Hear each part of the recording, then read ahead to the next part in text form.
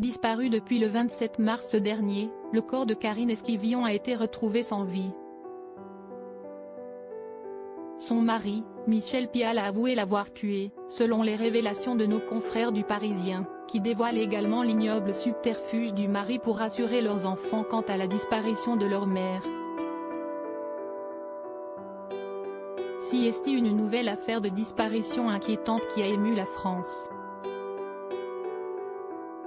En mars dernier, Karine Esquivillon, mère de 5 enfants, disparaît brutalement.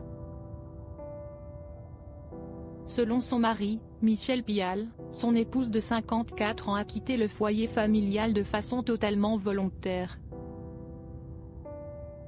À plusieurs reprises, il a demandé à son épouse de lui donner un signe de vie et de rentrer à la maison.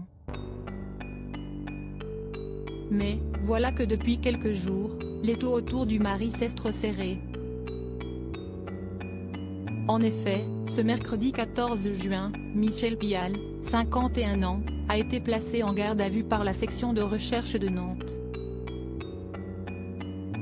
Et selon les informations de nos confrères du Parisien, l'homme est passé aux aveux.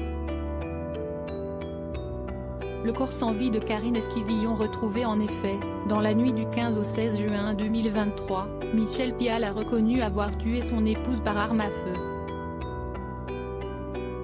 Sans donner de mobile pour l'instant, il évoque un accident dans des circonstances encore floues, précisent nos confrères du Parisien.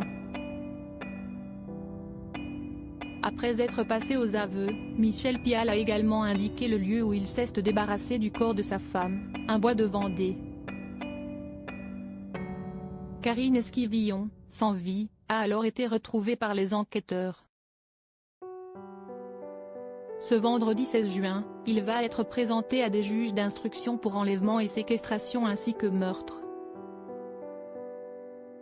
Des aveux qui confirment ainsi les doutes des enquêteurs.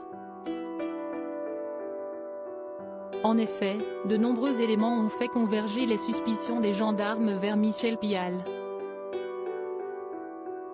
Les enquêteurs se sont rendus compte que le téléphone de Karine Esquivillon a été éteint et rallumé plusieurs fois entre le 27 mars et le 9 avril, période à laquelle la mère de famille était déjà introuvable. Et à chaque fois, le téléphone portable de son mari bornait à proximité. Les enquêteurs le soupçonnent d'avoir utilisé le téléphone de son épouse pour brouiller les pistes et envoyer des messages rassurants à des proches de Karine, dont leur propre fille. Deuxième élément, Michel Pial a indiqué à plusieurs reprises que sa femme était partie en emportant une grosse somme d'argent et également le livret de famille.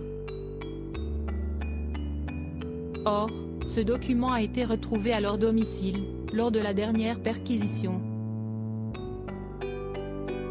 Les enquêteurs vont devoir désormais trouver le mobile de ce crime.